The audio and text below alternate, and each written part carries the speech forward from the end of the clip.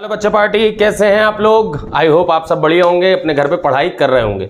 बच्चे हम लोग कर रहे थे क्लास 10 साइंस एनसीईआरटी का चैप्टर नंबर 10 लाइट, जिसको हमने दो पार्ट में डिवाइड कर लिया था, reflection of light and refraction of light. Reflection of light हमारा खत्म हो चुका है, उसकी पूरी प्लेलिस्ट डिस्क्रिप्शन में डली हुई है, जाके देख लो। हमने क्या करा, सारे कॉन्सेप्ट्स पढ़ लिए, उसके बाद प्रीवियस ईयर क्वेश्चन भी पढ़ लिए, न्यूमेरिकल भी कर लिए। आज हम रिफ्लेक्शन ऑफ लाइट का वन शॉट रिवीजन करेंगे, जिससे कि हम रिफ्रैक्शन स्टार्ट कर पाएं। वन शॉट रिवीजन करते हैं जल्दी जल्दी। सारे न्यूमेरिकल, सारी थ्योरी दोबारा पढ़ेंगे, सारे कॉन्सेप्ट्स को ब्रश अप करेंगे, रिवाइज करेंगे, और न्यूमेरिकल्स के लिए बहुत फ्रूटफुल शॉर्ट ट्रिक्स पढ़ेंगे, बहुत शानदार वाली शॉर्ट ट्रिक्स। तो चलिए, किस बात की देर है, कॉपी पेन निकालिए, शुरू करते हैं one shot revision of reflection of light. ठीक है बच्चा पार्टी, ठीक है। अरे एक बार कमेंट कर दिया करो यार, लाइक कर दिया करो वीडियो को। तो बच्चा पार्टी शुरुआत करते हैं टाइप्स ऑफ लाइट रे से। सबसे पहले पढ़ेंगे डाइवर्जेंट लाइट के बारे में। डाइवर्जेंट मतलब जो एक पॉइंट से निकलती हैं, ऐसी लाइट रेज जो एक पॉइंट से निकलती हैं। फॉर एग्जांपल, आपके कमरे में बल्ब होगा, बल्ब को देखिए, जो बल्ब चालू है, आप अपने अंधेरे कमरे में मोमबत्ती जला लीजिए, तो उनसे जो रोशनी निकलती है पूरे कमरे में फैल जाती है। बल्ब आप चालू करते होंगे, ट्यूबलाइट चालू करते होंगे, तो पूरे कमरे में फैल जाती होगी रोशनी। तो इस प्रकार की लाइट रे को हम डाइवर्जेंट कहते हैं, जो कि एक पॉइंट से फैल रही है।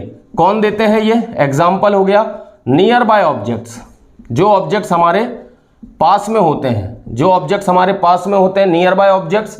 और कौन? रियल ऑब्जेक्ट्स, जो कि रियल ऑब्जेक्ट होते हैं, रियल होने के साथ साथ हमारे पास में होते हैं। ऐसी दो कंडीशन, रियल ऑब्जेक्ट्स हैं और हमारे पास में है, तो ऐसे ऑब्जेक्ट कैसी लाइट रे देते हैं? डाइवर्जेंट। डाइवर्जेंट मतलब एक पॉइंट से निकलना। ठीक है भैया। सेकंड टाइप की जो लाइट रे होती है वो होती है पैरेलल। नोट्स बनाते जाइए, ठीक है ना, नोट्स बनाते जाइए, नहीं तो सटासट स्क्रीनशॉट लेते चले जाइए। ठीक है, ये होती है डाइवर्जेंट लाइट रे। ठीक है, न्यूमेरिकल सॉल्व करते समय कई पॉइंट्स यहाँ काम आते हैं, इसलिए मैं ये नोट्स बनवा रहा हूं आपसे। पैरेलल लाइट रे, पैरेलल लाइट रे, पैरेलल लाइट रे कुछ ऐसी होंगी। कौन देते हैं? पैरेलल लाइट रे वो देते हैं जो हमसे बहुत दूर होते हैं, far away objects, far away objects, और साथ ही साथ real objects. Far away objects और साथ ही साथ कह सकते हैं रियल ऑब्जेक्ट्स। एग्जाम्पल, सन, सूरज का जो प्रकाश है, सूरज की जो रोशनी है, वो कैसी मानी गई है? वो कैसी लाइट रे देता है? पैरेलल लाइट रे देता है। ठीक है, कैसी लाइट रे देता है? पैरेलल लाइट रे देता है। कभी न्यूमेरिकल में भी लिखा आ जाए, थ्योरी या क्वेश्चन में कुछ ऐसा आपको लिखा आ जाए कि an object is placed at a very long distance, an object is placed at a very long distance, तो आप ये मान के चलो उस ऑब्जेक्ट से निकलने वाली लाइट रे कैसी होगी? उस ऑब्जेक्ट से निकलने वाली लाइट रे कैसी होगी? पैरेलल। तो ये ट्रिक्स रहती हैं छोटी छोटी क्वेश्चन को पहचानने की। क्या अब आपको पता चलना चाहिए भैया लाइट रे पैरेलल है। अब लाइट रे पैरेलल आएगी तो रे डायग्राम अलग तरीके से बनता है, अभी सीखोगे आगे, इसलिए मैं इतनी बेसिक चीजें बता रहा हूं आपको कि डाइवर्जेंट लाइट रे क्या होती है, पैरेलल लाइट रे क्या होती है। ठीक है ना। चलिए, और तीसरे प्रकार की होती है कन्वर्जेंट। कन्वर्जेंट या आपको वैसे डायरेक्टली देखने को नहीं मिलेगी, आपको लेंस या मिरर की मदद से ही देखने को मिलेगी। कन्वर्जेंट लाइट रे मतलब जो एक पॉइंट पे आके इकट्ठी हो जाए। कन्वर्जेंट लाइट रे जो कि एक पॉइंट पे आके इकट्ठी हो जाए, ऐसी लाइट रे को हम कन्वर्जेंट बोलते हैं। कौन देते हैं convergent light rays? Virtual objects. अब तुम कहोगे वर्चुअल ऑब्जेक्ट्स तो कुछ होते ही नहीं है, वर्चुअल ऑब्जेक्ट्स कुछ होते ही नहीं है, इसलिए तो मैं कह रहा हूं कन्वर्जेंट लाइट रे डायरेक्टली आपको कभी मिलेगी नहीं, या with the help of lens and mirror मिलती है। लाइट कन्वर्ज कभी भी होगी तो लेंस और मिरर की मदद से ही होगी। आप मान लो लाइट के रास्ते में कोई ऐसा लेंस रख दो जो लाइट को कन्वर्ज कर रहा हो, तो लाइट कन्वर्ज हो सकती है। आपने मान लीजिए कॉन्वेक्स लेंस रखा, तो ये लाइट कन्वर्ज हो जाएगी। ठीक है ना। आप without help of lens and mirror light को कन्वर्ज नहीं कर सकते, इसलिए मैंने कहा कि कन्वर्जेंट लाइट रे कौन देते हैं? वर्चुअल ऑब्जेक्ट्स देते हैं। ठीक है, तो ये तीन टाइप की लाइट रेज थी, डाइवर्जेंट, पैरेलल एंड कन्वर्जेंट। चलिए अब अपन अपने कॉन्सेप्ट पे आते हैं और स्टार्ट करते हैं रिफ्लेक्शन ऑफ लाइट। स्टार्ट करते हैं रिफ्लेक्शन ऑफ लाइट। क्या होता है भाई रिफ्लेक्शन? बहुत सिंपल डेफिनेशन है, तुम लोगों ने एक आध बार तो पढ़ी ली होगी अभी तक। The bouncing back of light, the bouncing back of light from the polished surface known as reflection of light. The bouncing back of light from the polished surface is known as reflection of light.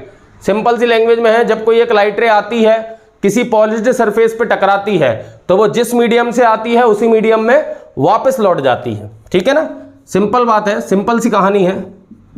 मान लीजिए ये एक polished surface है, मान लीजिए एक polished surface है, ये इंसिडेंट रे है। जब कोई लाइट रे किसी पॉलिश्ड सरफेस पे आके टकराती है तो वो जिस मीडियम से आती है उसी मीडियम में वापस लौट जाती है। When a light ray strikes on a polished surface, when a light ray strikes on a polished surface, then it goes back to that same medium, then it goes back to that same medium from where it came। ये उसी medium में वापस लौट जाती है जिस medium से आई है। This phenomena of light, this phenomena or this concept of light is known as reflection of light. हम ऐसे ही रिफ्लेक्शन ऑफ लाइट बोलते हैं। मान लीजिए ये O, ये A, ये B, ये N, ये कोई रे नहीं है, इट्स जस्ट अ नॉर्मल। अभी समझाता हूं क्या कौन क्या है। ओ ए हो जाएगा इंसिडेंट रे, डायग्राम बनाते चलिए, लिखते चलिए। ये ओ ए हो जाएगा incident ray, A B reflected ray, A B reflected ray, A N it's just a normal, normal कह लो या रेफरेंस लाइन कह लो जिससे सारे एंगल बनाए जाते हैं। एंगल ऑफ इंसिडेंस भी इससे ही बनेगा, एंगल ऑफ रिफ्लेक्शन भी इससे ही बनेगा। It's a normal, it's not a रे, लिख लीजिए यहां पे, इट्स नॉट अ रे, ये कोई लाइट रे नहीं है, नॉर्मल है which is perpendicular on the surface. It's a normal, it's a perpendicular which is perpendicular on the surface making an angle 90 degree. जो सरफेस के साथ कितना एंगल बना रहा है? 90 डिग्री। एंगल आई क्या है? Angle of incidence, angle of incidence, ठीक है ना, एंगल ऑफ इंसिडेंस। और एक्चुअली में होता क्या है angle I? Angle of incidence तो आपने बोल दिया, एक्चुअली में क्या होता है? It is the angle between incident ray, लिख लेना ये बात, angle between incident ray and the normal. Angle जो आई है उस एंगल ऑफ इंसिडेंस, ये एस की जगह मेरे ख्याल से सी आएगा, चेक कर लेना स्पेलिंग, स्पेलिंग से क्या होता है। एंगल ऑफ इंसिडेंस, तो angle between incident ray and the normal, उसे आप एंगल ऑफ इंसिडेंस बोलते हो। और यहां पे एंगल आर के बारे में लिख लो, यह है angle of reflection, angle of reflection. ये किसके बीच में होता है? ये भी आपको मैं बता देता हूं, ये किसके बीच में होता है? ये होता है angle between reflected ray, angle between reflected ray and the normal, angle between reflected ray and the normal. तो आपका कॉन्सेप्ट कभी गलत नहीं होगा, आपको बिल्कुल क्लियर रहेगा कि एंगल ऑफ इंसिडेंस आपको किसके साथ बनाना है। एंगल ऑफ इंसिडेंस हमेशा किसके साथ बनेगा? Incident ray and normal. Angle of reflection हमेशा किसके साथ बनेगा? Reflected ray and the normal. आपको कहीं और भी एंगल दे दिया जाए तो आप कंफ्यूज नहीं होगे। ये पूरा लिख लीजिए और डेफिनेशन लिखना चाहे तो डेफिनेशन भी लिख लीजिए, मैं बोर्ड से हट गया हूं। डेफिनेशन लिख लीजिए कि when a light ray strikes on a polished surface, when a light ray strikes on a polished surface, then it goes back to that same medium, then it goes back to that same medium from where it came। जब एक light रे किसी polished surface पे टकराती है तो वो जिस मीडियम से आती है उसी मीडियम में वापस लौट जाती है। This phenomena of light is known as reflection of light. Reflection of light में लॉज ऑफ रिफ्लेक्शन भी हम यहां पे लिख सकते हैं। चलिए अगली इसी में बता दे रहा हूं, लॉज ऑफ रिफ्लेक्शन दिख रहा होगा मेरे ख्याल से। Laws of reflection, laws of reflection आप लोगों ने थोड़ा बहुत पढ़ा होगा तो आपको मालूम भी होगा। लॉज ऑफ रिफ्लेक्शन में जो सबसे बेसिक बात है वो है पहला, angle of incidence is equal to angle of reflection for any surface. Spherical surface के लिए भी होगा, प्लेन सरफेस के लिए भी वैलिड है। Angle I is equal to R, plane surface के लिए भी वैलिड है, प्लेन सरफेस के लिए भी वैलिड है और स्फेरिकल सरफेस के लिए भी वैलिड है। Law of reflection plane surface spherical surface दोनों के लिए वैलिड होता है। पहला law of reflection angle I is equal to angle R, और दूसरा लॉ ऑफ रिफ्लेक्शन होता है incident ray, reflected ray and the normal.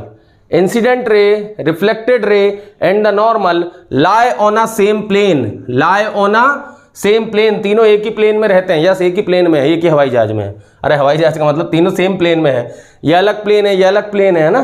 तो incident ray, reflected ray and the normal lie in a same plane, lie in a same plane, ठीक है ना।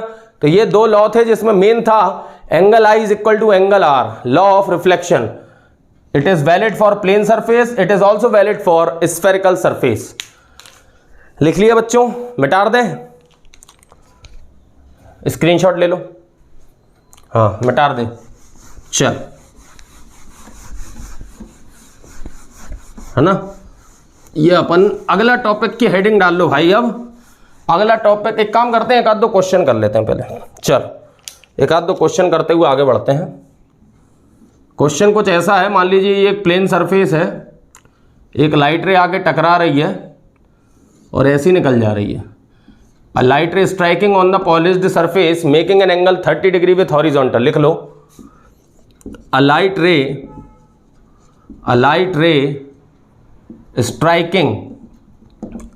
striking on a polished surface, a light ray striking on a polished surface making an angle 30 degree with horizontal, find angle I and angle R। Angle of incidence and angle of reflection find करें। तो आपको तो मालूम है angle of incidence मतलब angle between this incident ray and the normal. Angle of reflection is what, angle between reflected ray and the normal. आपको ये दोनों फाइंड करने हैं।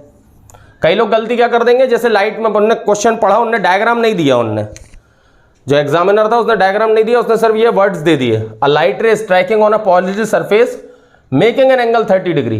अपन ने इसके बाद देखा ही नहीं, अपन ने पढ़ा ही नहीं विथ हॉरिजॉन्टल या किसके साथ। अरे 30 डिग्री हॉरिजॉन्टल के साथ बन रहा है, इसको एंगल ऑफ इंसिडेंस मत बोल देना। कई लोग यहां गलती कर देंगे, इसलिए मैंने वहां पिछले कॉन्सेप्ट में लिखवाया कि एंगल ऑफ इंसिडेंस प्रॉपरली किसके बीच के एंगल है, incident ray and the normal. Angle of reflection किसके बीच के एंगल है, reflected ray and the normal. जब तक इनके बीच में ना बने एंगल ऑफ इंसिडेंस नहीं होगा। जबकि उसने क्या दे रखा है, a light ray striking on a polished surface making an angle 30 degree. अब ये 30 डिग्री बना रहा है। चलो थोड़ा सा यहाँ पे इसको डायग्राम को क्लियर कर लेते हैं। ये नॉर्मल है, नॉर्मल का सरफेस के साथ एंगल कितना बनेगा, नॉर्मल का सरफेस के साथ बनेगा 90 डिग्री। ये छुटकू सा एंगल है 30 डिग्री, तो बचा हुआ एंगल कितना हुआ, बचा हुआ एंगल आपको मालूम है 60 डिग्री हो गया। ये 90 डिग्री, ये छुटकू सा 30 डिग्री, तो बचा हुआ हो गया 60 डिग्री। तो एंगल ऑफ इंसिडेंस है 60 डिग्री। यदि एंगल ऑफ इंसिडेंस 60 डिग्री है तो एंगल ऑफ रिफ्लेक्शन भी कितना होगा, 60 degree, because angle I is equal to angle R, law of reflection. यदि एंगल ऑफ इंसिडेंस 60 डिग्री है तो एंगल R भी 60 डिग्री ही होगा। देख लो इस क्वेश्चन को, देख लो क्लियर है। चलो एक केस और करते हैं, देख लो आराम से देख लो। चलो एक केस और करते हैं, जहां थोड़ा सा क्लियर ना हो वीडियो को पॉज करो और एक बार एनालाइज करो तो आपको क्लियर होगा। नेक्स्ट केस करते हैं। इस केस में भी angle of incidence angle of reflection बताना। A light ray striking on the mirror making an angle 90 degree with horizontal. लिख लो, a light ray striking on the mirror, a light ray striking on a polished surface, a light ray striking on a polished surface making an angle 90 degree with horizontal. A light ray striking on a polished surface making an angle 90 degree with horizontal. वही find करना है, angle of incidence और angle of reflection find करना है। Find angle of incidence and angle of reflection, also trace the path of light रे। चलो उन्होंने कहा लाइट रे का पाथ भी ट्रेस करो कि वो कैसे आ रही कैसे जा रही। ठीक कर देंगे। सबसे पहले आई और आर पता कर लेते हैं, फिर पाथ को ट्रेस करेंगे। अरे भैया बहुत आसान है। एक बात बताओ, ये जो लाइट रे है 90 डिग्री बना रही हॉरिजॉन्टल के साथ, मतलब एक मिनट थोड़ा सा डिस्टर्बेंस आ गया। चलो ट्रक वगैरह आते रहते हैं यार, इस कारण थोड़ा डिस्टर्बेंस होता है। चलो वापस आओ। A light ray striking on a polished surface making an angle 90 degree with horizontal. मतलब सीधी बात है, जो लाइट रे है वो अलोंग द नॉर्मल है, लाइट रे है वो अलोंग द नॉर्मल है। लाइट रे जो स्ट्राइक कर रही है वो अलोंग द नॉर्मल आ रही है, क्योंकि नॉर्मल भी 90 डिग्री बनाता है, नॉर्मल भी सरफेस के साथ 90 डिग्री बनाता है। लाइट रे ने भी सरफेस के साथ 90 डिग्री बना रखा है। मतलब जो लाइट रे है वो अलोंग द नॉर्मल है, और जब भी incident light ray along the normal आएगी, एंगल ऑफ इंसिडेंस क्या होगा? 0 degree. Angle of incidence 0 degree, तो एंगल ऑफ रिफ्लेक्शन भी क्या होगा? 0 डिग्री। लाइट रे जैसी स्ट्राइक कर रही है वैसी की वैसी वापस लौट जाएगी। ये हमने उसके पाथ को ट्रेस कर दिया। लाइट रे जैसी स्ट्राइक कर रही है वैसी की वैसी वापस लौट जाएगी, क्योंकि एंगल ऑफ इंसिडेंस भी 0 डिग्री है और एंगल ऑफ रिफ्लेक्शन भी। और क्यों 0 डिग्री है? क्योंकि light ray along the normal आई है। Light ray along the normal आई है, मतलब अगर नॉर्मल ये है, ब्लैक कलर की लाइन नॉर्मल है, तो light ray along the normal आने का मतलब है ये लाइट रे आ गई। ये ग्रीन कलर की लाइट है, ये देखिए ग्रीन कलर की लाइट और ब्लैक कलर की लाइट दोनों एक सी हैं, दोनों एक सी हैं, मतलब एंगल ऑफ इंसिडेंस और एंगल ऑफ रिफ्लेक्शन क्या होंगे? 0 डिग्री होंगे। क्लियर है मेरे भाई? क्लियर है मेरे बच्चों? तो light ray along the normal आएगी तो एंगल ऑफ इंसिडेंस 0 डिग्री, तो एंगल ऑफ रिफ्लेक्शन भी 0 डिग्री। जैसी आ रही वैसी की वैसी वापस लौट जाएगी। ठीक है भाई, चलिए अगली कहानी पे आते हैं, अगले टॉपिक पे चलते हैं। और अगला टॉपिक है मेरे ख्याल से इमेजेस। इमेज बहुत आसान टॉपिक है, ये तो यही बनाना है हमें इस साल। अरे लाइट वाले चैप्टर में भी बनाना है और अपनी भी बनाना है, और अगर किसी हमने हमारी पुरानी बना रखी है तो उस इमेज को बदलना है, हैं? अपने वजूद और अपनी पहचान की लड़ाई लड़नी है, बदलना तो है। अच्छी बनी है तो मेंटेन करना है, बिगड़ गई है तो सुधारना है, और नहीं है तो बनाना है। इमेज बहुत ज़रूरी है भाई। अपने अस्तित्व, अपने वजूद, अपने इमेज को बनाए रखना बहुत बड़ा काम है, मुश्किल काम। हमारे पूर्वजों ने किया, हमारे बाप दादाओं ने किया, अब हमारा मकाम है, अब हमारा काम, अब हमारा समय है। उससे ये महत्वपूर्ण नहीं है कि आपकी उम्र क्या है, आप जिस समय हैं उसी समय पे अपनी इमेज बना सकते हो। और इसके लिए आपको कोई गंभीर होने की ज़रूरत नहीं है, खेलना कूदना बंद नहीं करना। आप जो काम कर रहे हो ना उसको ईमानदारी से करो। आप गाना सुनो तो पूरी ईमानदारी से, आप वीडियो देखो तो पूरी ईमानदारी से, खाना खाओ तो पूरी ईमानदारी से, सो तो पूरी ईमानदारी से, खेलो तो ईमानदारी से, और जब पढ़ने बैठो तो वो भी ईमानदारी से। जब आप एंजॉय ईमानदारी से करते हो उसमें कोई शक नहीं होता, क्योंकि आप एंजॉय करते समय कभी पढ़ाई याद नहीं करते, तो फिर पढ़ते समय एंजॉय याद मत करना, तब आप ईमानदार हो जाओगे और आपकी इमेज अपने आप फॉर्म होना स्टार्ट हो जाएगी। ठीक है बच्चों, चलिए तो शुरुआत करते हैं एक बहुत प्यारे से टॉपिक इमेज की। ठीक है, इमेज दो प्रकार की होती है, रियल इमेज, रियल इमेज, और secondly virtual image. Real image and virtual image. ठीक है, रियल इमेज और वर्चुअल इमेज। तो पहले इमेज की डेफिनेशन लिख सकते हो आप। इमेज कब बनती है? When two reflected rays, when two or more, मतलब कम से कम कितनी चाहिए? कम से कम 2 तो होना चाहिए। When two or more reflected rays, when two or more reflected rays intersect,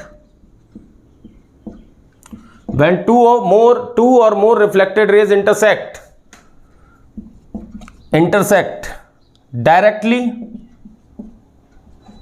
और apparently। इसका मतलब अभी आपको जैसे ही अपन रे डायग्राम करेंगे समझ में आएगा कि what is directly, what is apparently। when two or more reflected rays intersect directly or apparently, then image is formed, then image is formed। तब किसी ऑब्जेक्ट की इमेज बनती है जब दो या दो से ज़्यादा रिफ्लेक्टेड रेज इंटरसेक्ट करती हैं डायरेक्टली और apparently, then image is formed. When two or more reflected rays intersect directly, जब 2 या 2 से ज़्यादा रिफ्लेक्टेड रेज इंटरसेक्ट करती हैं, भले ही वो डायरेक्टली इंटरसेक्ट करें या अपरेंटली इंटरसेक्ट करें, तो इमेज फॉर्म होती है। अगर डायरेक्टली इंटरसेक्ट करते हैं तो रियल इमेज बनती है, अगर अपरेंटली इंटरसेक्ट करते हैं तो वर्चुअल इमेज बनती है। अगर डायरेक्टली इंटरसेक्ट करेंगे तो रियल इमेज, और रियल इमेज को आप स्क्रीन पे प्राप्त कर सकते हो। Real image can be get on the screen. Virtual image apparent intersection के कारण बनती है, can not, can't be on the screen, ये स्क्रीन पे नहीं हो सकती, can't be on the screen. आपकी आंखें, आपकी आंखों के अंदर जो रेटिना है, मान लो वो एक स्क्रीन है, तो उस पर सारी इमेज रियल बनती हैं, उस पर सारी इमेज रियल बनती है, उस पर आगे भी वर्चुअल इमेज आपको कभी दिखाई नहीं देगी। वर्चुअल इमेज हमारी स्क्रीन पे बन ही नहीं सकती, हमारी जो रेटिना है उस पर वर्चुअल इमेज बन ही नहीं सकती, इसलिए can't be on the screen, virtual image can't be on the screen. Virtual image हमेशा इरेक्ट होती है। इरेक्ट होने का मतलब जैसा ऑब्जेक्ट वैसी की वैसी बन जाएगी। जैसे ये ऑब्जेक्ट सीधा है तो ऐसी की ऐसी इमेज बन जाएगी, सीधी की सीधी, इरेक्ट बनती है। रियल इमेज इन्वर्टेड बनती है। रियल इमेज इन्वर्टेड बनती है। इन्वर्टेड का मतलब ऑब्जेक्ट यदि ऐसा सीधा है, ये कैप ऊपर की तरफ है, तो इमेज का उल्टी बन जाएगी। सीधे ऑब्जेक्ट की इमेज उल्टी बन जाना मतलब इन्वर्टेड हो जाना। तो रियल इमेज डायरेक्ट इंटरसेक्शन के कारण बनती है। रियल इमेज को स्क्रीन पे प्राप्त कर सकते हो, रियल इमेज इन्वर्टेड होती है। वर्चुअल इमेज अपेरेंट इंटरसेक्शन के कारण बनती है, स्क्रीन पे प्राप्त नहीं कर सकते, can't be on the screen. और ये हमेशा कैसी होती है? इरेक्ट होती है। इसकी थ्योरी पढ़ने से ज्यादा अच्छा है इसका प्रैक्टिकल करके देखेंगे, ठीक है ना। तो चलिए लिख लीजिए, इसको मिटा रहे हैं, लिख लो, पॉज करके लिख लेना। चलो, इमेज के बाद बारी आती है टाइप्स ऑफ मिरर में। टाइप्स ऑफ मिरर में सबसे पहले मैं आपको पढ़ाने जा रहा हूं plane mirror. Plane mirror, types of mirror में सबसे पहले पढ़ाने जा रहा हूं प्लेन मिरर। प्लेन मिरर के साथ एक और हेडिंग लगा लो, tit for tat. Tit for tat. Tit for tat मतलब हिंदी में बोलें तो जैसे को तैसा। जैसे को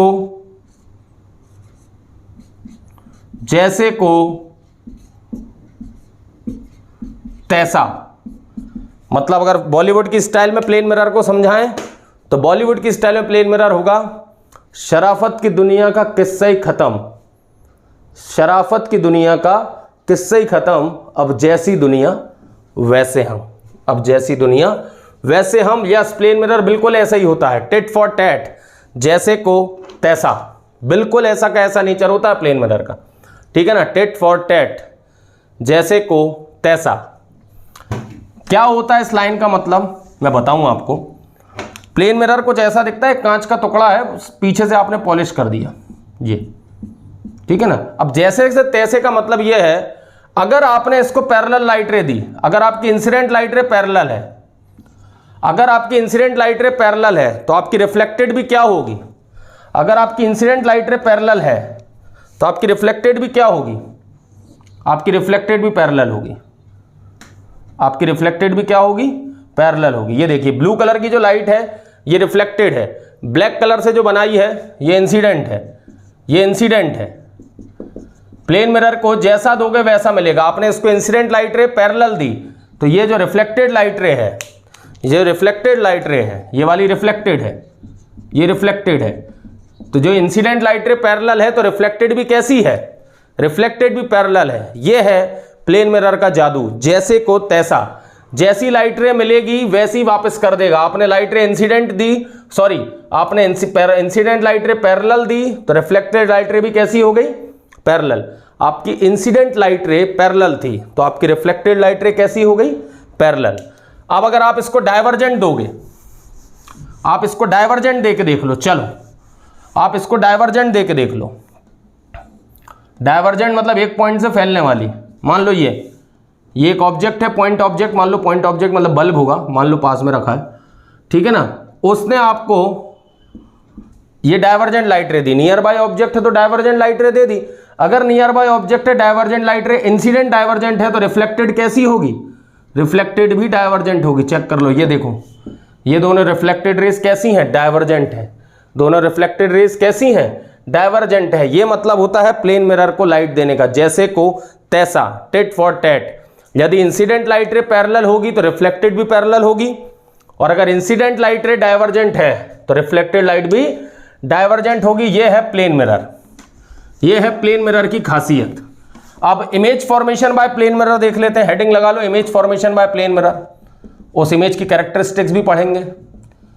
image formation by plane mirror, image formation by plane mirror, ठीक है ना। चलिए, image formation by plane mirror, ठीक है ना। ये मान लीजिए एक काम करते हैं अपन, ऐसा एक दो तरीके की इमेज बनाते हैं। एक पॉइंट ऑब्जेक्ट बनाएंगे और एक ऐसा ऑब्जेक्ट लेंगे, स्टैंडिंग ऑब्जेक्ट। दोनों तरीके से प्लेन मिरर पे अपन इमेज बना के देखते हैं। पहले पॉइंट ऑब्जेक्ट की बना के देखते हैं। पॉइंट ऑब्जेक्ट है चाहे कुछ भी हो, नियर बाय ऑब्जेक्ट है, नियर बाय ऑब्जेक्ट है, नियर बाय ऑब्जेक्ट है तो उससे निकलने वाली लाइट रे कैसी होगी, मान लो डाइवर्जेंट, मान लो क्या है। और अगर आपने प्लेन मिरर को डाइवर्जेंट दे दी साहब, अगर इंसिडेंट लाइट रे डाइवर्जेंट है तो प्लेन मिरर के नेचर के अनुसार जैसे को तैसा रिफ्लेक्टेड रेज भी कैसी होंगी, डाइवर्जेंट। रिफ्लेक्टेड रेज भी कैसी होंगी, डाइवर्जेंट। अब आप मुझे एक बात बताइए, ये इंसिडेंट रे है, ये रिफ्लेक्टेड रे है, इमेज बनाने में रिफ्लेक्टेड रेज काम आती हैं, क्या ये दोनों रिफ्लेक्टेड रेज कहीं मिल सकती हैं? ये तो एक पॉइंट से निकल रही हैं, ये तो डाइवर्ज हो रही हैं, ये तो कहीं नहीं मिलेंगी, कहीं नहीं मिलेंगी तो आपने इनको पीछे की तरफ एक्सटेंड करा। पीछे कभी भी बोल्ड लाइन मत बनाना, डॉटेड बनाना, ये पीछे की तरफ आपने एक्सटेंड करा, थोड़ा सा और क्लियर बना दूं, या आपने पीछे की तरफ एक्सटेंड करा, ठीक है, ऐसा ना हो, डायग्राम तो अच्छा बनना चाहिए, या आपने पीछे की तरफ एक्सटेंड करा, मान लो मैं इसको ओ डैश नाम दे देता हूं। तो याद रखो जब भी मिरर के पीछे इमेज बनेगी, और इसे ही एपेरेंट इंटरसेक्शन कहते हैं, अगर ये दोनों डायरेक्टली मिलती, without any help, without any geometrical help वो दोनों मिल जाती, तो ये था डायरेक्ट इंटरसेक्शन, रियल इमेज बनती। अभी कॉनकेव मिरर के केस में देखना, कॉन्वेक्स लेंस के केस में देखना, डायरेक्ट इंटरसेक्शन होगा, रियल इमेज बनेगी। पर प्लेन मिरर में डायरेक्ट इंटरसेक्शन हो रहा है कि रिफ्लेक्टेड रेज का, नहीं, तो कैसी इमेज बनी होगी, इसे ही वर्चुअल इमेज कहते हैं। तो प्लेन मिरर कैसी इमेज बनाता है, वर्चुअल इमेज, मतलब जो आप घर में कांच देखते हो वो कैसी इमेज बना रहा है, वर्चुअल इमेज बना रहा है। अगर ऑब्जेक्ट डी डिस्टेंस पे है तो इमेज भी डी डिस्टेंस पे ही बनती है। वर्चुअल इमेज बनती है, सेम साइज की बनती है, सेम डिस्टेंस पे बनती है, इरेक्ट बनती है, बिहाइंड द मिरर बनती है, बिहाइंड द मिरर। ये हो गया image formation by plane mirror का nature, same size, same distance, erect and behind the mirror. और the main point is the virtual image. Image कैसी बनती है, वर्चुअल इमेज बनती है, क्योंकि साफ समझ में आ रहा है ये दोनों लाइट रे कभी भी इंटरसेक्ट नहीं करेंगी डायरेक्टली, क्योंकि दोनों डाइवर्ज हो रही हैं, दोनों डाइवर्ज हो रही हैं, इसलिए आपने इसको पीछे की तरफ बढ़ा के देखा, आपने इसको पीछे की तरफ बढ़ा के देखा। जब आपने पीछे की तरफ बढ़ा के देखा तो आपको ऐसा लगा कि ये लाइट रे कहां पे जाके इंटरसेक्ट करेंगी, यहां पे इंटरसेक्ट करेंगी, तो ये पॉइंट क्या कहलाएगा, virtual image of object O, virtual image of object O. ये था image formation by plane mirror. यह आपने पॉइंट ऑब्जेक्ट के लिए देख लिया। चलिए एक स्टैंडिंग ऑब्जेक्ट के लिए और देख लेते हैं, स्टैंडिंग ऑब्जेक्ट के लिए और देख लेते हैं। ये लिखते चले जाओ, लिखते चले जाओ, स्टैंडिंग ऑब्जेक्ट के लिए और बना के दिखाता हूं। तो स्टैंडिंग मतलब ऐसा ऑब्जेक्ट जिसके पास कुछ हाइट हो, एक ऐसा ऑब्जेक्ट जिसके पास कुछ ना कुछ हाइट हो। यह आपका प्लेन मिरर रहा है ना, ये आपका प्लेन मिरर है। मान लो ये रहा वो ऑब्जेक्ट, ये रहा वो ऑब्जेक्ट, इसको नाम देता हूं ए बी। ये ऑब्जेक्ट है, मान लो ऑब्जेक्ट के हेड से अपन लाइट रे निकाल देते हैं, वो तो पूरा ऑब्जेक्ट एक साथ ही है, उसकी इमेज तो एक ही साथ बनेगी। तो मान लो ये ऑब्जेक्ट है, नियर बाय ऑब्जेक्ट है, डाइवर्जेंट लाइट रे भेज देगा, एक ऐसी भेज दो और एक ऐसी भेज दो। ये देखो डाइवर्जेंट ही है। जो लाइट रे बिल्कुल स्ट्रेट जाके टकराएगी वो जैसी जा रही वैसी की वैसी वापस लौट जाएगी, वो जैसी जा रही वैसी की वैसी वापस लौट जाएगी। ये लाइट रे इससे ऐसी निकल के गई, यहाँ टकराएगी, मान लो 90 डिग्री पे टकरा रही, तो जैसी टकरा रही वैसी की वैसी ये वापस लौट जाएगी ऐसी की ऐसी। ये रहा पॉइंट ए, ठीक है ना, ये इस पे टकराई और टकरा के वापस लौट गई। और ये लाइट रे देखो डाइवर्जेंट गई, ये डाइवर्जेंट जाके टकराएगी तो डाइवर्जेंट ही होगी, डाइवर्जेंट जाके टकराएगी तो डाइवर्जेंट ही होगी, ये तो तय है। डाइवर्जेंट जाके टकराई है, डाइवर्जेंट ही होगी। थोड़ा सा टेढ़ा बन गया यार, आजा बेटा स्ट्रेट, यस।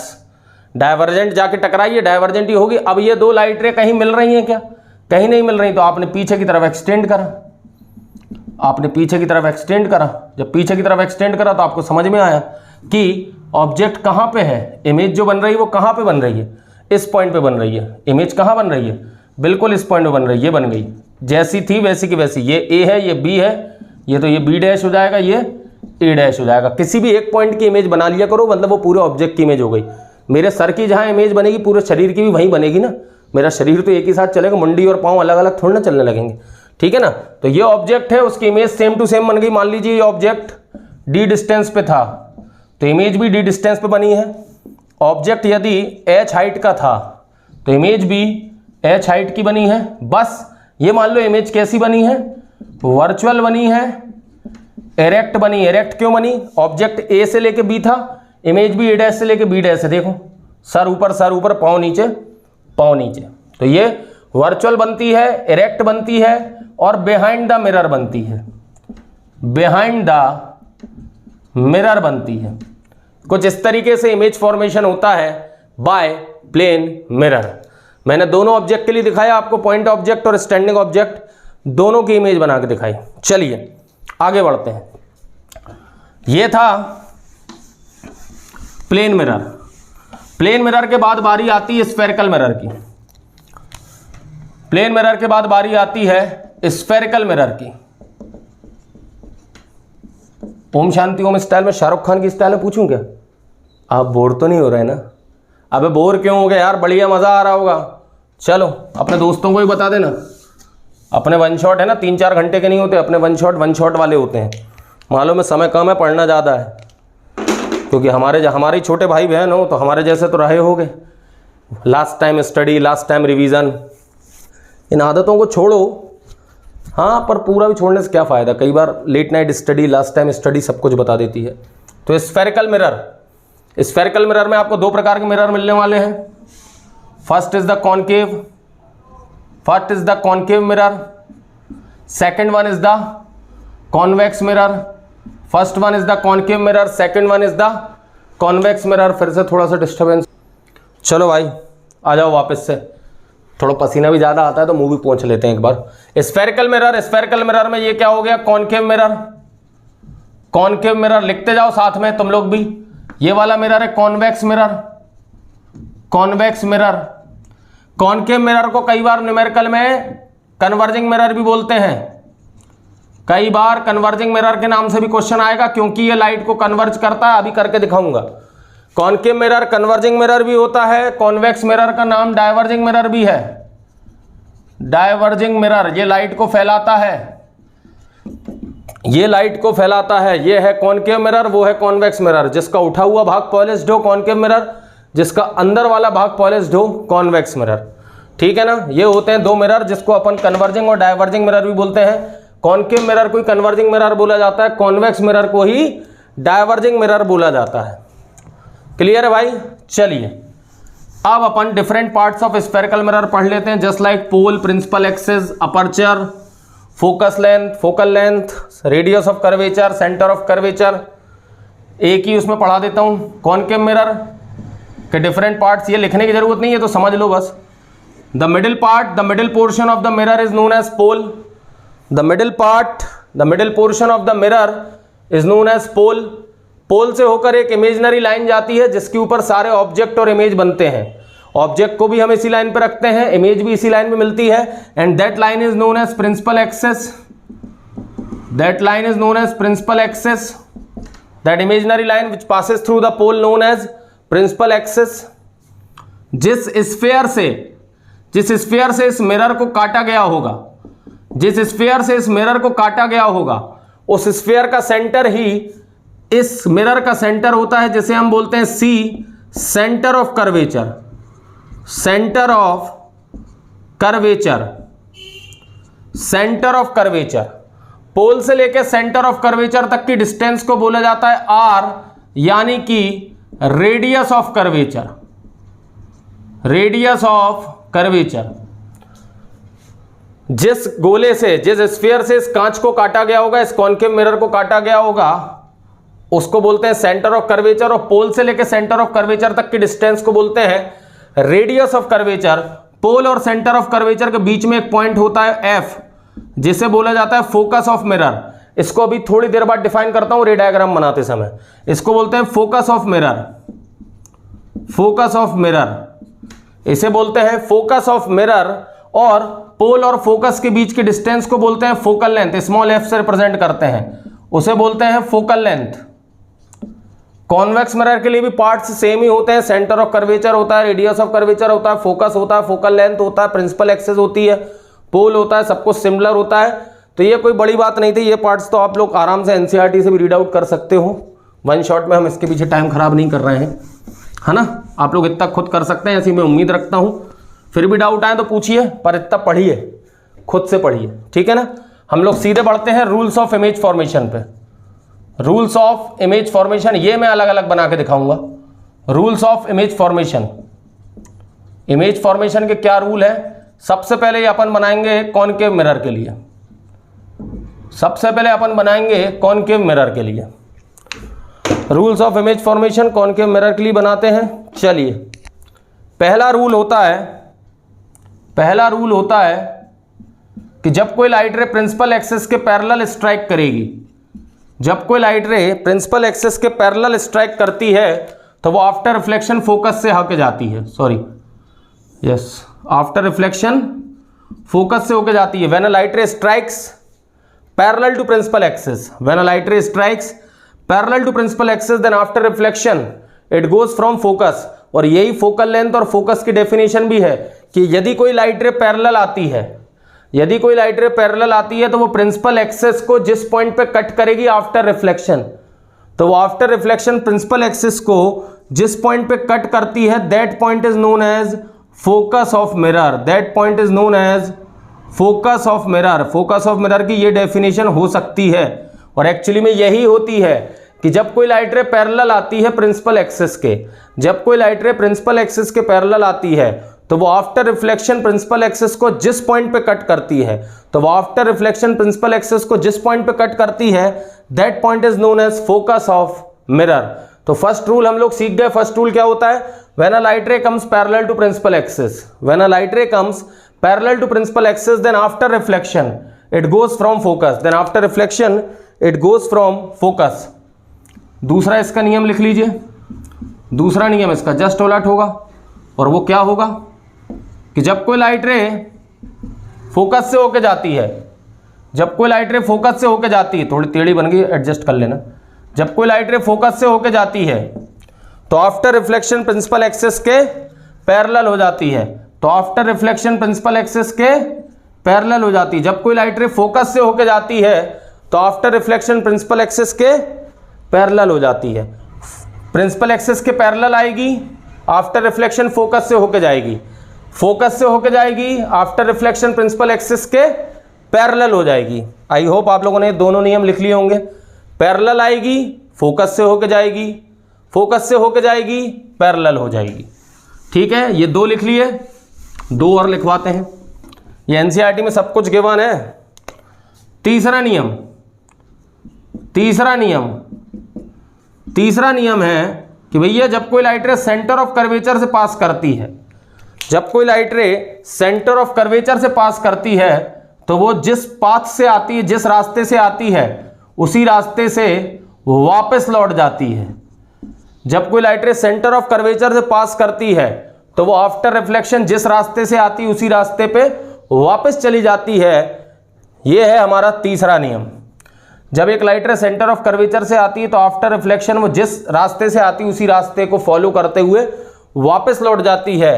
ये है हमारा थर्ड नियम। और फोर्थ है कि जब कोई लाइट रे सीधे पोल पे आके टकरा जाए, जब कोई लाइट रे सीधे पोल पे आके टकरा जाए,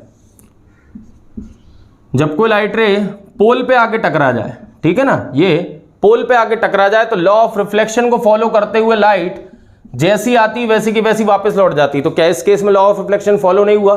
सारे केसेस में लॉ ऑफ रिफ्लेक्शन फॉलो हुआ। ये डिफाइन करने का तरीका है कि भैया जब लाइट रे पोल पे जाके टकराती है तो जैसी जाती वैसी की वैसी वापस लौट आती। ये गई एंगल ऑफ इंसिडेंस बनाते हुए और एंगल ऑफ रिफ्लेक्शन बनाते हुए वापस आ जाती। Principal axis behaves as normal. इस केस में प्रिंसिपल एक्सिस नॉर्मल की तरह बिहेव करती है कि जब कोई लाइट रे सीधे पोल पे जाके टकराती है तो प्रिंसिपल एक्सिस नॉर्मल की तरह बिहेव करती है और लाइट रे उसके साथ ही एंगल ऑफ इंसिडेंस और एंगल ऑफ रिफ्लेक्शन बनाते हुए वापस लौट आती है। जब कोई लाइट रे सीधे पोल पे जाके टकराएगी तो principal axis will behave as a normal और लाइट रे प्रिंसिपल एक्सिस के साथ ही एंगल ऑफ इंसिडेंस और एंगल ऑफ रिफ्लेक्शन बना के वापस लौट आती है। तो एक छोटा सा रिवीजन फिर करा देता हूं कि जब कोई लाइट रे पैरेलल जाती है तो फोकस से होकर जाएगी, जब कोई लाइट रे फोकस से होकर जाएगी तो पैरेलल हो जाएगी, जब कोई लाइट रे सेंटर ऑफ कर्वेचर से जाएगी, जब कोई लाइट रे सेंटर ऑफ कर्वेचर से जाएगी तो अपने पाथ को रिट्रेस करते हुए लौट जाती है, और जब कोई लाइट रे सीधे पोल पे जाके टकराती है तो principal axis behaves as normal, principal axis behaves as normal और लाइट रे उसी के साथ एंगल ऑफ इंसिडेंस और एंगल ऑफ रिफ्लेक्शन बना के जहां से आती वहीं पे वापस लौट जाती है। ये है हमारे चार नियम।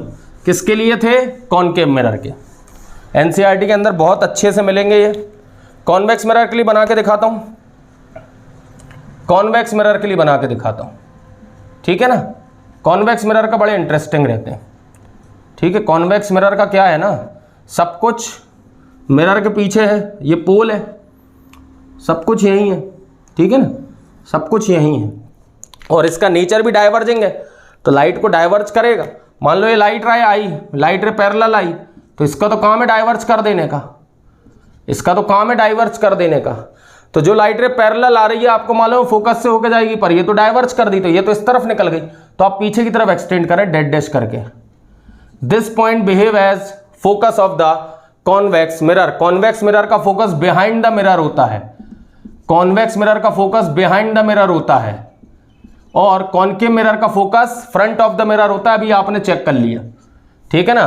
कॉन्वेक्स मिरर का फोकस बिहाइंड द मिरर होता है और कॉनकेव मिरर का focus front of the mirror होता है, क्योंकि लाइट रे पैरेलल आई, इसका तो नेचर ही, कॉन्वेक्स मिरर का नेचर डाइवर्जिंग, बता दिया था मैंने। कॉन्वेक्स मिरर का नेचर डाइवर्जिंग, लाइट को फैलाने का, इसने लाइट को फैला दिया, लाइट रे उस तरफ निकल गई। अब ये तो कहीं टकराएगी नहीं प्रिंसिपल एक्सिस से, तो आपने पीछे की तरफ एक्सटेंड करा, इसने पीछे की तरफ यहां पे कट करा प्रिंसिपल एक्सिस को, तो this point is known as focus, this point is known as focus. इसमें एक और बना के देख लेते हैं, एक और बनाओ, ठीक है ना, जल्दी जल्दी बनाते जाओ यार, जिससे खत्म हो अपना टॉपिक। 1-1.5 घंटा थोड़ी ना, 1.25 घंटा दे देंगे बस। अब मान लो कोई light ray along the focus आ गई, ये फोकस है, ये डेड डैश करके बनाओ। मान लो कोई light ray along the focus I, तो आफ्टर रिफ्लेक्शन प्रिंसिपल एक्सिस के क्या हो जाएगी? पैरेलल हो जाएगी। आफ्टर रिफ्लेक्शन प्रिंसिपल एक्सिस के पैरेलल हो जाएगी। अगर पैरेलल आई है तो फोकस से होके जाएगी, ऐसा लगता है, और अगर अलोंग द फोकस आ रही है तो प्रिंसिपल एक्सिस के पैरेलल हो जाएगी आफ्टर रिफ्लेक्शन, आफ्टर रिफ्लेक्शन, ठीक है ना। तीसरा नियम, तीसरा क्या था? सेंटर ऑफ कर्वेचर वाला। सेंटर ऑफ कर्वेचर भी यही होगा क्योंकि घूमा हुआ इस तरफ है। अगर कोई light ray along the centre of curvature आ रही है, ये देखो, अगर कोई light ray along the centre of curvature आ रही है, अगर कोई light ray along the centre of curvature आ रही है, तो वो जैसी स्ट्राइक कर रही वैसी की वैसी वापस लौट जाएगी। वो जैसे स्ट्राइक कर रही वैसी की वैसी वापस लौट जाएगी। ये था हमारा तीसरा नियम। पैरेलल आएगी तो इट सीम्स दैट कि फोकस से होके आ रही है। अलोंग द फोकस आएगी तो आफ्टर रिफ्लेक्शन पैरेलल हो जाएगी। अगर सेंटर ऑफ कर्वेचर के अलोंग आएगी तो जैसी आ रही वैसी की वैसी वापस लौट जाएगी अपने पाथ को रिट्रेस करते हुए। और इसी में मैं चौथा वाला बना दे रहा हूं, इसी में चौथा वाला बना दे रहा हूं कि जब कोई लाइट रे अलोंग द पोल आ जाएगी, सीधे पोल पे जाके टकराएगी, तो नॉर्मल विल बिहेव एज वो principal axis will behave as normal, और ये दोनों बन जाएंगे एंगल ऑफ इंसिडेंस और angle of reflection. Light ray जिस मीडियम से आई थी उसी मीडियम में वापस लौट जाएगी। The principal axis will behave as normal, ठीक है ना। एंगल ऑफ इंसिडेंस बराबर होगा एंगल ऑफ रिफ्लेक्शन के, वो हर केस में बराबर होता है। मैं डायरेक्टली इसमें मेंशन कर रहा हूं, डिफाइन करने का तरीका है कि जब लाइट रे सीधे पोल पे आके टकराएगी तो principal axis will behave as normal, और लॉ ऑफ रिफ्लेक्शन को फॉलो करते हुए एंगल ऑफ इंसिडेंस और एंगल ऑफ रिफ्लेक्शन बनाते हुए लाइट रे जिस मीडियम से आई थी उसी मीडियम में वापस लौट जाएगी। तो ये थे टोटल 4 नियम, 4 कॉनकेव के, 4 कॉन्वेक्स के, कि पैरेलल आओगे तो फोकस से जाओगे, अलोंग द फोकस आओगे तो पैरेलल हो जाओगे, सेंटर ऑफ कर्वेचर पे आओगे तो जैसे आ रहे हो वैसे के वैसे वापस लौट जाओगे, और सीधे पोल पे आके टकरा गए बेटा, सीधे आके टकरा गए ना पोल पे, तो principal axis will behave as normal, और उसी के साथ एंगल ऑफ इंसिडेंस और एंगल ऑफ रिफ्लेक्शन बनाओगे, और जिस मीडियम से आए थे उसी मीडियम में वापस लौट जाओगे, ठीक है। तो ये थे रूल्स ऑफ इमेज फॉर्मेशन। चलिए कुछ इमेज बना के देख लेते हैं। इमेज बाय कॉनकेव मिरर, वो टेबल बनी हुई है एक, मेरे ख्याल से टेबल नंबर 10.2। टोटल 6 केसेस हैं कॉनकेव मिरर के, और कॉन्वेक्स मिरर के 2 केसेस हैं। 6 केसेस हैं कॉनकेव मिरर के और 2 केसेस हैं कॉन्वेक्स मिरर के। टोटल मिला के 8 रे डायग्राम है। मैं पूरे तो बनवाने नहीं वाला, कुछ तो आपको होमवर्क भी दूंगा और आपको करना पड़ेगा, तभी आपके साथ प्रैक्टिस होगी। थोड़ा आप करो थोड़ा हम करें, तब मज़ा है ना। स्पून फीडिंग वाला काम तो नहीं हो पाएगा भाई। Image by concave mirror. हाँ, डाउट पूछोगे तो 10 बार बना के दिखाऊंगा, अलग से वीडियो बना दूंगा पूरा, पर एक बार खुद भी प्रैक्टिस करो पहले। तो इमेज बाय कॉनकेव मिरर, एक केस कराता हूं मैं, ठीक है ना, एक केस कॉनकेव का, एक केस कॉन्वेक्स का। ये पोल है, पहला है object at infinity. Object at infinity, अगर ऑब्जेक्ट इन्फिनिटी पे है तो उससे आने वाली लाइट रे कैसी होगी? पैरेलल, ये तो बात हमको मालूम है। अगर ऑब्जेक्ट इन्फिनिटी पे है तो उससे आने वाली लाइट रे कैसी होगी? उससे आने वाली लाइट रे होगी पैरेलल, ये तो तय बात है, मैंने पहले ही बता दिया था। लॉन्ग डिस्टेंस पे जो ऑब्जेक्ट होते हैं उनसे आने वाली लाइट रे पैरेलल होती हैं, और जो लाइट रे पैरेलल आएगी वो आफ्टर रिफ्लेक्शन कहाँ से होके जाती है? वो आफ्टर रिफ्लेक्शन फोकस से होके जाके, देखिए मैंने एरो सारे लगाए हैं, ये दोनों इंसिडेंट रे है, ये दोनों रिफ्लेक्टेड है, ये देखो ये कहाँ पे आके मिल गई? फोकस पे, और डायरेक्टली मिल रही हैं, ये देखो डायरेक्ट मिल रही हैं, क्योंकि कन्वर्जिंग नेचर का, डायरेक्ट मीट कर रही हैं, कोई अपेरेंट इंटरसेक्शन नहीं है, डायरेक्ट इंटरसेक्शन है। तो ऑब्जेक्ट एट इन्फिनिटी, तो इमेज कहाँ बनी? Image at focus. कैसी इमेज बनी? रियल इमेज, क्योंकि डायरेक्ट इंटरसेक्शन है। रियल इमेज कैसी बनी? पॉइंट साइज, बहुत बड़े ऑब्जेक्ट की पॉइंट साइज इमेज, जैसे सूरज की बना देते हो, पॉइंट साइज इमेज बना देती। पॉइंट साइज इमेज इन्वर्टेड रही होगी क्योंकि रियल इमेज है, इन्वर्टेड है क्योंकि रियल इमेज है। फ्रंट ऑफ द मिरर बनी है, front of the mirror, mirror के सामने बनी है। रियल इमेज हमेशा कांच के सामने बनती है, वर्चुअल इमेज हमेशा कांच के पीछे बनती है। फ्रंट ऑफ द मिरर बनी है, ठीक है। तो ये सारी प्रॉपर्टीज हो गई उस इमेज की जो कॉनकेव मिरर ने बनाई है। ऐसी बाकी के सारे रे डायग्राम बनाने हैं। याद रखिए कॉनकेव टोटल 6 केस हैं, 5 केस में कॉनकेव मिरर रियल इमेज बनाता है, 5 केस में कॉनकेव मिरर रियल इमेज बनाता है।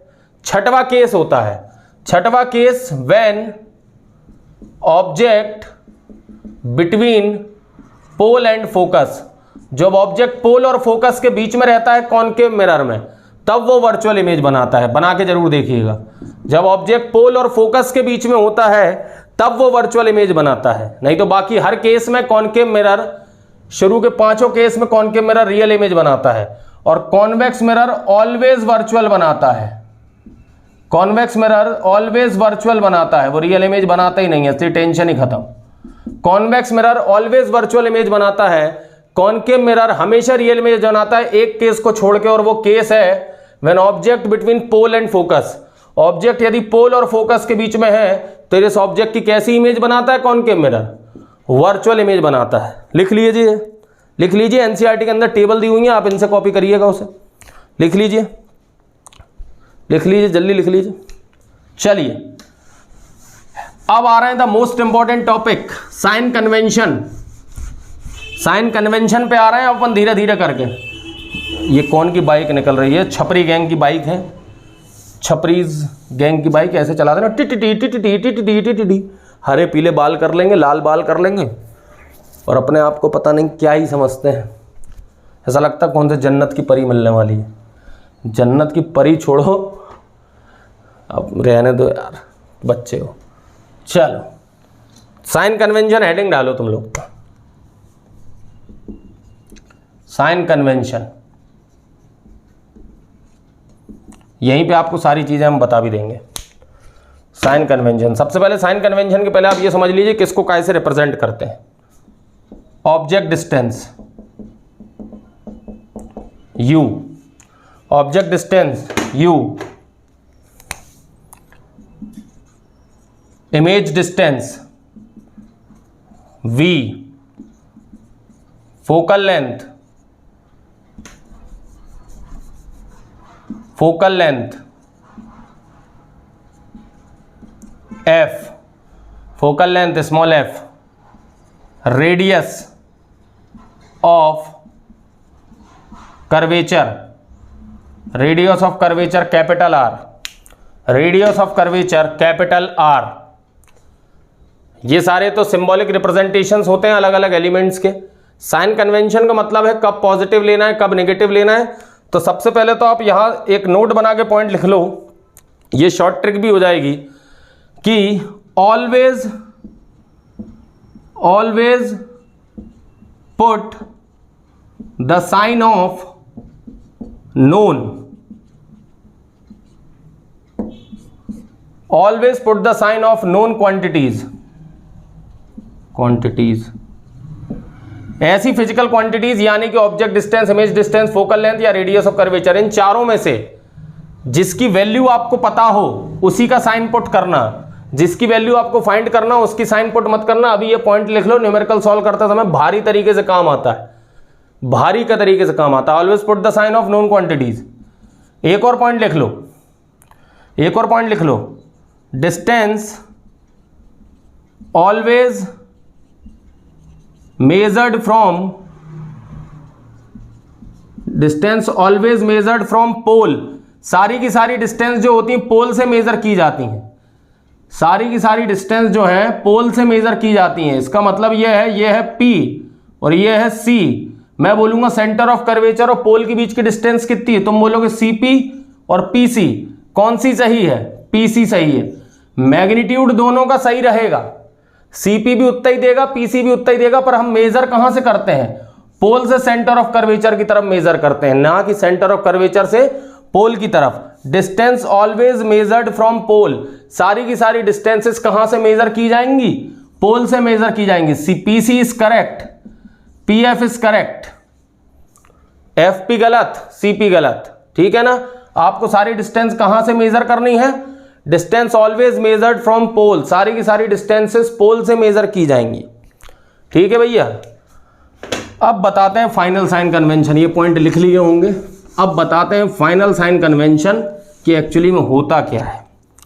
मान लीजिए कोई भी मिरर हो, ये तो कॉनकेव हो कॉन्वेक्स हो कोई फर्क नहीं पड़ता, मैंने कॉनकेव बना दिया पर कोई फर्क नहीं पड़ता, ये पोल है।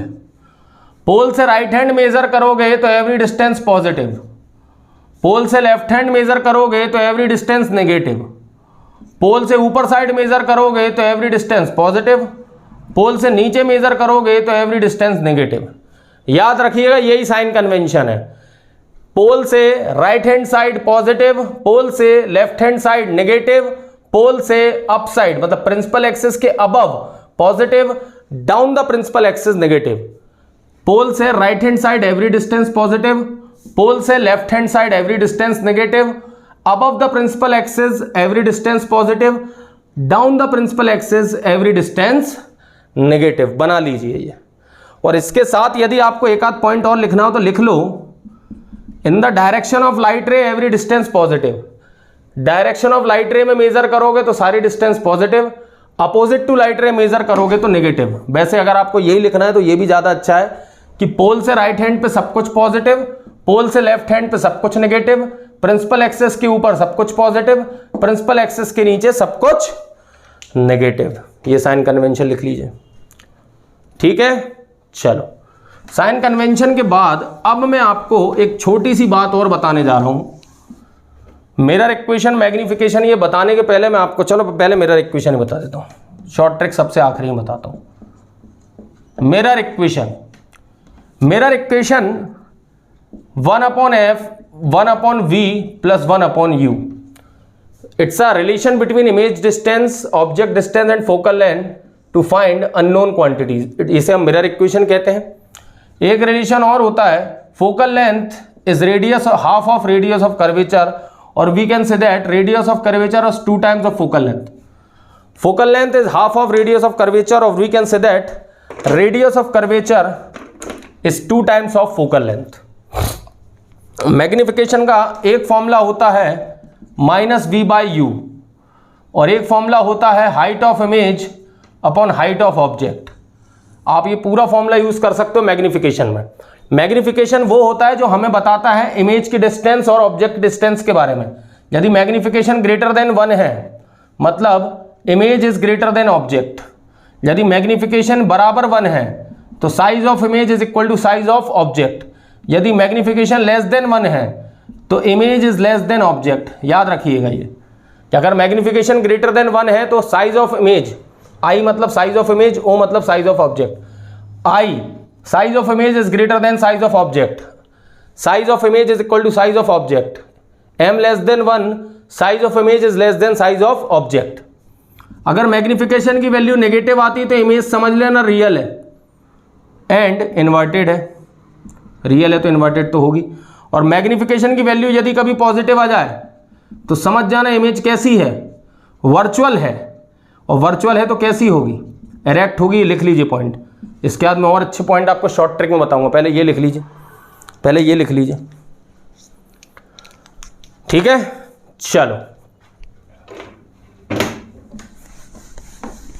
मिटाओ इसको, आई होप आपने लिख लिया होगा। अब मैं आपको एक पूरा टेबल बनवा देता हूं कौन कब नेगेटिव होता है कॉनकेव और कॉन्वेक्स में, तो वो आप बना लीजिए।